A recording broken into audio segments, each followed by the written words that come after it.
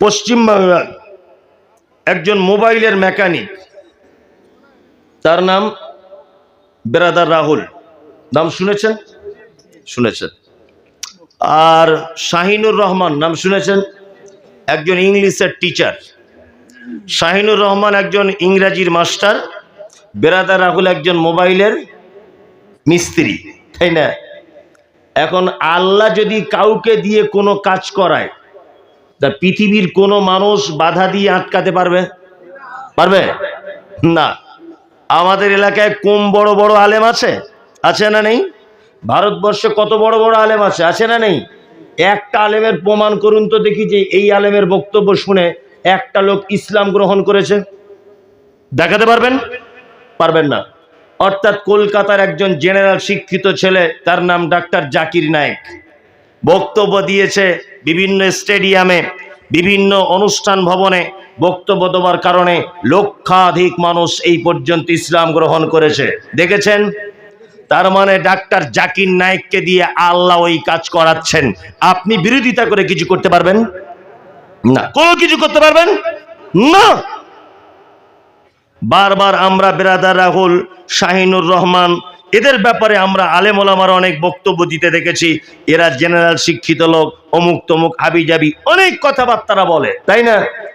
আল্লাহ নিজে কথা বলছেন, আল্লাহ নবী সাল্লাল্লাহু আলাইহি ওয়াসাল্লাম বলছেন, আল্লাহ বলছেন আল্লাহ যার কল্যাণ চায় তাকে দ্বীনের জ্ঞান কি দান করে। তা আল্লাহ কল্যাণ চেয়েছে, বেরাদার রাহুলকে জ্ঞান দান করেছে, তোমার কি? আল্লাহ কল্যাণ চেয়েছে, শাহিনুরকে টেনে এনে স্টেজে বসিয়েছে, তোমার কি? আল্লাহ চেয়েছে বেরাদার রাহুলকে স্টেজে বক্তব্য দিতে হবে, আল্লাহর পক্ষ থেকে ফয়সালা, তোমার কি?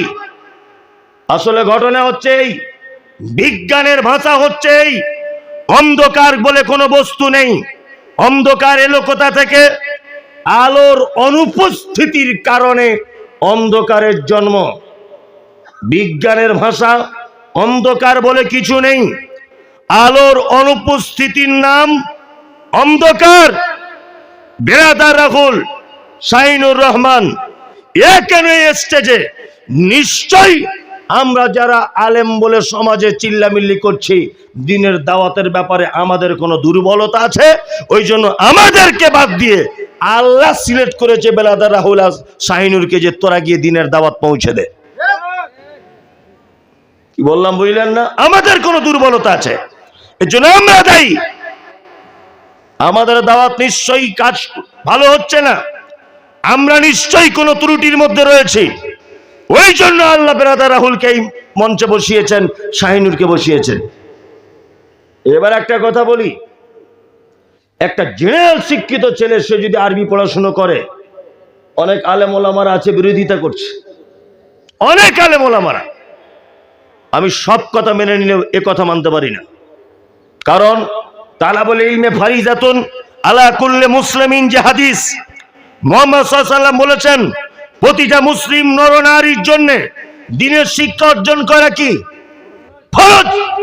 ফরজ মানে এটা নয় যে প্রত্যেক বেটাকেই 12 বছর মাদ্রাসায় পড়ে পাগড়ি নিতে হবে, এটার নাম ফরজ নয়। ফরজ কি? আপনার ছেলে ইসলামিক বেসিক জ্ঞানগুলো তার ভিতরে থাকবে, এতটুকুই ফরজ। কি বললাম বুঝলেন? এক, মুহাম্মদ সাল্লাল্লাহু আলাইহি ওয়াসাল্লাম শেষ নবী। ঈসা আলাইহিস সালাম মায়ের পেট থেকে এসেছিলেন, বাপ ছিল না, কলেমার নাম এই।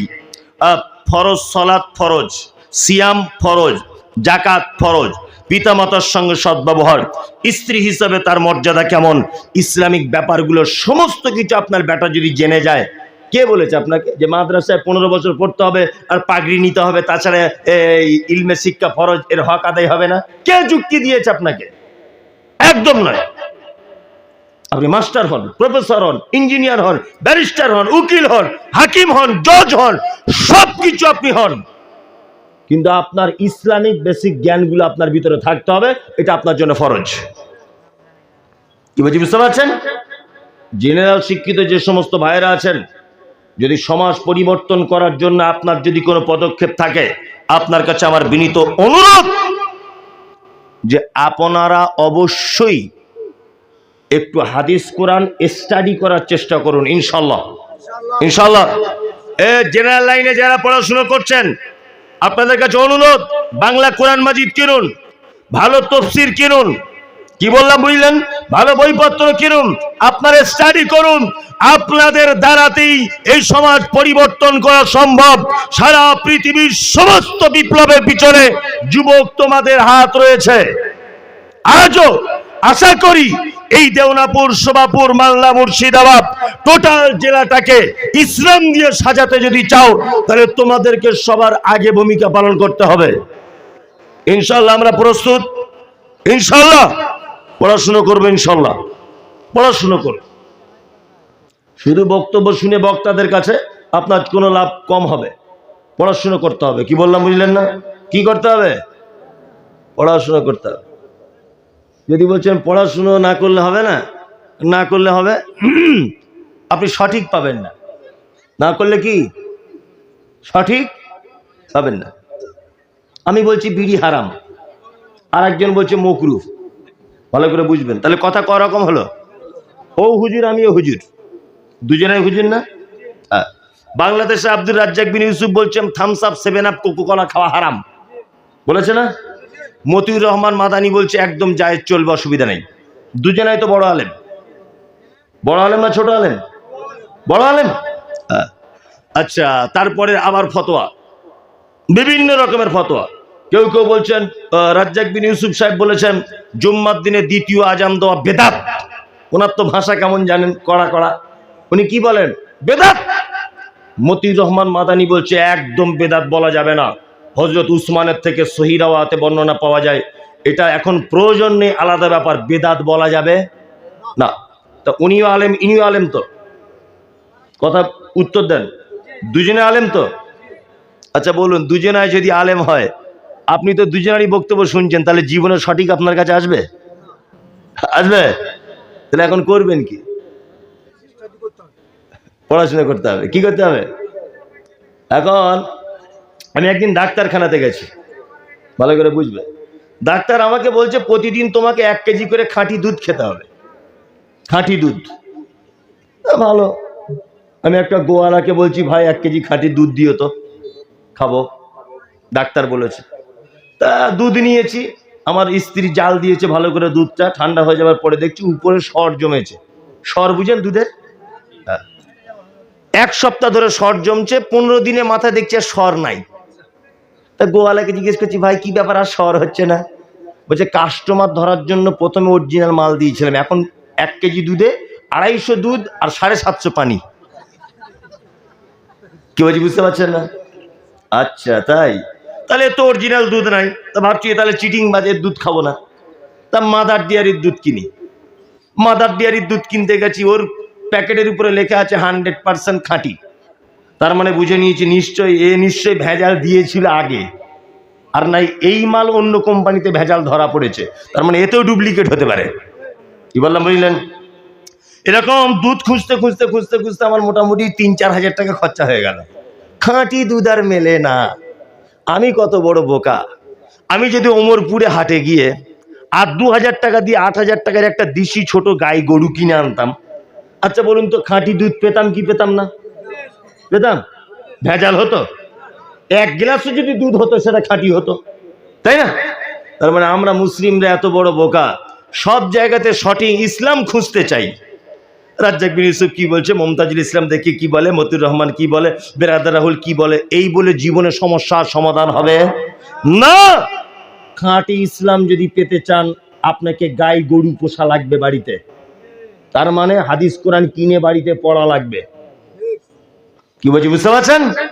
তাছাড়া কোন কোম্পানির দুধ খাঁটি নয়, সব কোম্পানিতে ভেজাল।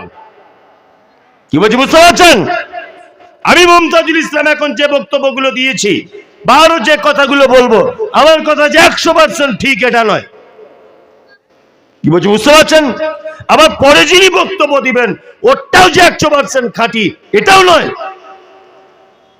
এটাও নয়। আমাদের অবস্থা কেমন হয়েছে জানেন?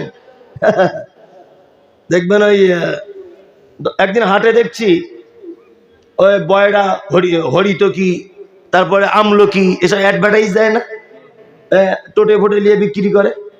সব কিছুর নাম বলে, এতে আছে অমুক, এতে আছে অমুক, এতে আছে অমুক, এতে আছে তমুক, নিয়ে আপনি 1 কোটি বাড়ি নিয়ে চলে গেলেন। ওর মূল উদ্দেশ্য মাল বিক্রি করা।